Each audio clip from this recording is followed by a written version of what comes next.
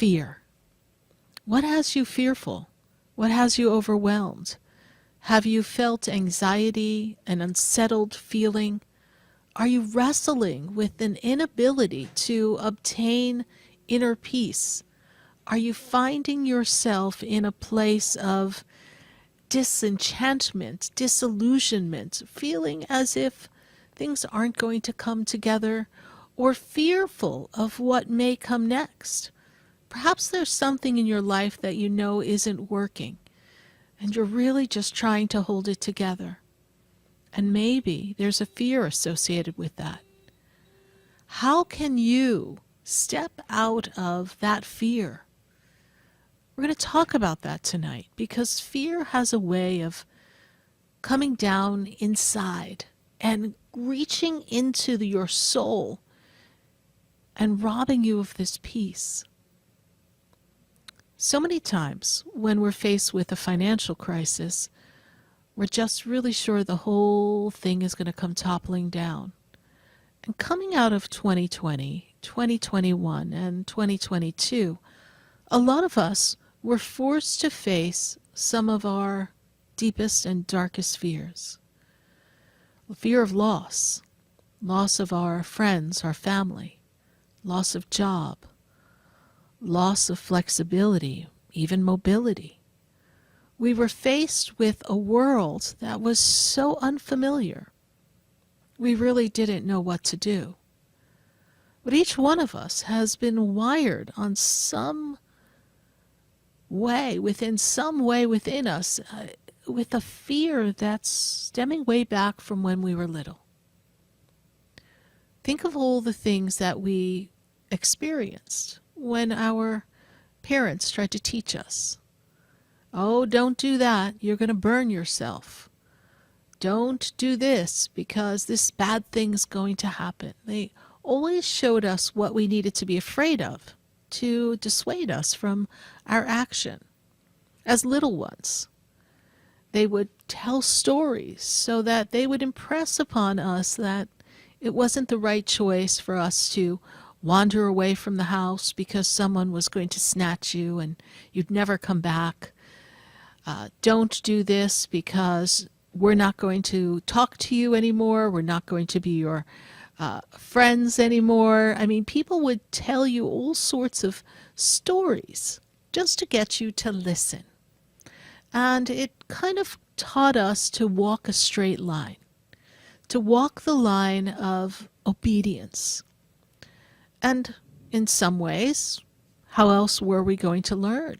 We needed someone to impress upon us that something difficult or challenging could happen. We needed someone to impress upon us that our misstep could be catastrophic.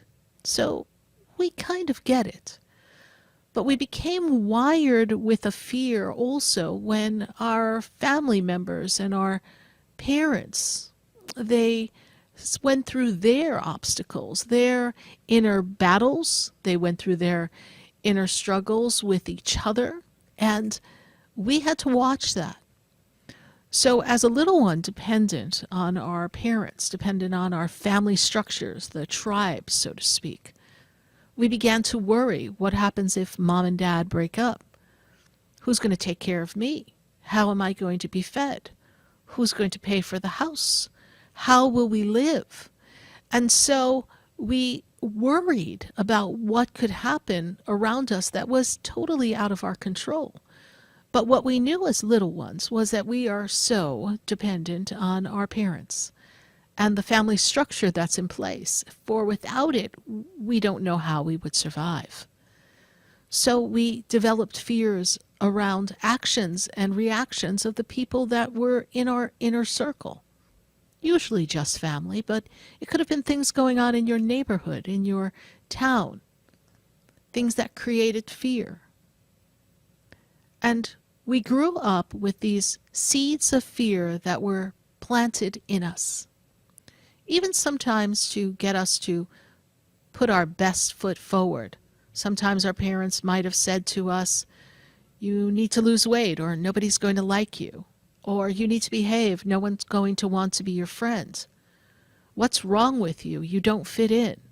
And they were really just trying to get us to conform and survive in a world that needed us to be a certain way, or at least in their way of expressing it. That's how we interpreted it. And so we suddenly became fearful that we weren't good enough, we weren't worthy, that we didn't deserve love, that we weren't the kind of kid that was smart enough or friendly enough to have the right friends.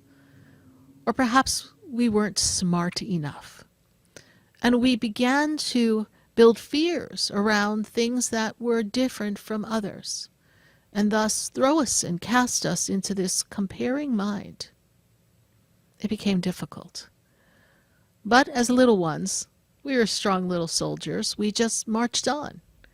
We marched on creating a facade, so to speak, of I'm going to hide my fears because nobody likes a crybaby and nobody likes someone who is always afraid. And I've got to show up and be the person that's going to be liked, or I've got to show up and act like everything's okay, even though at home it's really not very good. So we learn to, as they say, put on a happy face. But inside, our little one was afraid. And then as we mature, we're faced with, well, real life struggles. How are we going to pay our bills? How are we going to pay for college? How are we going to juggle working part-time and going to school? How are we going to handle having a child? Maybe we didn't have the right family structure. And now here we are a parent, maybe even at a young age. And all the while inside of us, we have our own fears. Each one of us has fears. And a big one is a fear of not being good enough, not being worthy of what we say we want. And some of us, well, we're fearful that the jig will be up, that someone will discover that we're not really as great as we like to show the world. And we're afraid that someone's going to call us out on our weaknesses. After all, some of our weaknesses were pointed out as children so that we could toughen up and survive in the world. But what if somebody really knew inside that we were just a scared little girl or boy? What would happen? What would change? Or would we not be liked or loved? Maybe someone wouldn't want to be in a relationship with us if they knew who we really were. And all our fears get activated. But we have to put on our big girl pants and our big boy pants, and we have to go out into the world and put on a happy face. And when 2020 came, it was the perfect storm to disrupt all of the happy faces that we had put on. And I'm not saying all of life is an act, but whatever we've pushed down and buried, whatever we chose to act as if it never really happened, or we've got this, I'll be okay. It was the perfect storm for all of our fears to come crashing back on us like big waves, slamming us down so that we could get tossed around by the undertow of life and not know when we were going to come up for air or if we would come up. And everybody's little girl and little boy felt tied up, felt as if they had been revealed, but not for the great individual that we were, but for all the inadequacies that we had. Because no longer in the 2020-2021 did we have our outward distractions of going out and going into the office and looking good and interacting with people. A lot of the things that were the distractions of life, they got stripped away. And we didn't know what to do. And we didn't have as many choices. So in the past, when financially you were challenged, maybe you would pivot, exit stage left, go land another job, or go schmooze the boss in the office and get yourself another position, another promotion. But we couldn't do that. And our families, our friends, they were going through their own difficulties as well. And then all of us were faced with this thing called death. That ending of life. The transitioning of the soul to a higher realm. But suddenly, no matter how spiritual you were, the fear that grappled you is death, finality. And that this transition didn't seem as pleasant as maybe we had envisioned it would be. We all have a hope as to how we may exit the planet. And suddenly, people were leaving in droves, leaving us feeling empty and sad, having deaths that were unexpected, and leaving us more and more vulnerable, more and more afraid. And just wanting life to go back to the way it was, and even the aspects that maybe were a little superficial. Oh, it was good to know we could put on a happy face, even though we might not be feeling happy inside. But the world has changed now. And we all got to see our shadow selves. And some on the spiritual path, they were looking at what was out of balance with themselves. They were taking accountability for who they are. They were taking accountability for the fears they had and how they had maybe manipulated life to accommodate the fear, and realizing that fear wasn't serving them anymore. But those of you who weren't doing a little bit of that work got blindsided.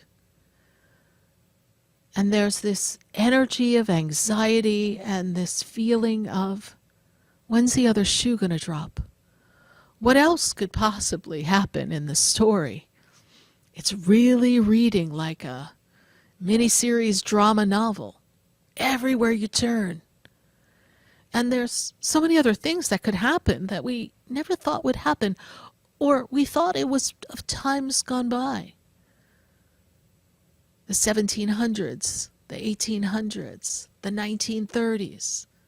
Pick a time in the world history where things were a little, well, messed up and conflicted.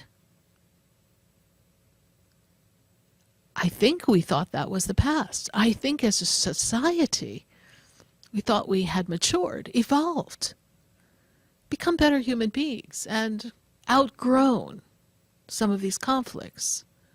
But here we are, like scared little children in the playground, and just feeling this anxiety. I know many of you, you have trouble sleeping at night. There's this sense of not feeling safe. There's this sense of what happens if something else happens. Fear is the illusion of things that we cannot change in our mind. Fear is the illusion of what could come, but may never come. And fear is the remembering of a hurt of the past that could be activated again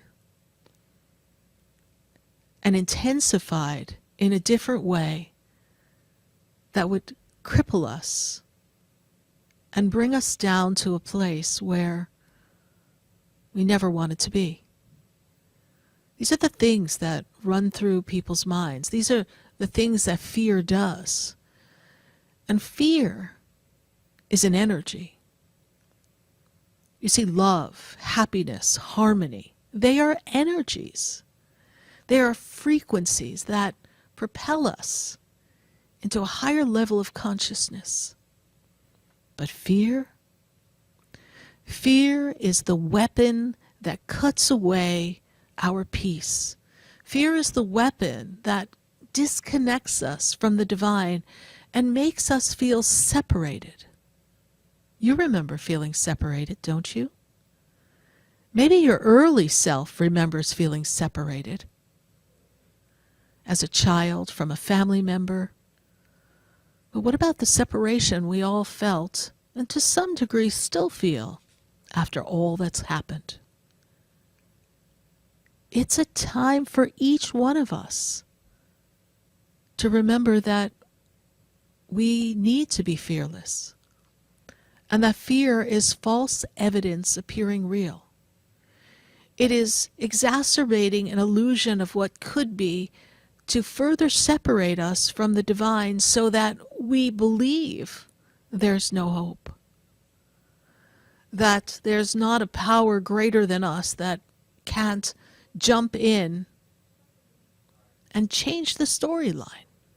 Let's not forget that there's a power greater and stronger than us, the divine power of God, that can transcend and transmute all of this. What have your fears been? What are the little girl and little boy fears that are popping up for you now? And what words and what actions is it time for you to take? And what energy of love must you pour into those fears to resolve them once and for all?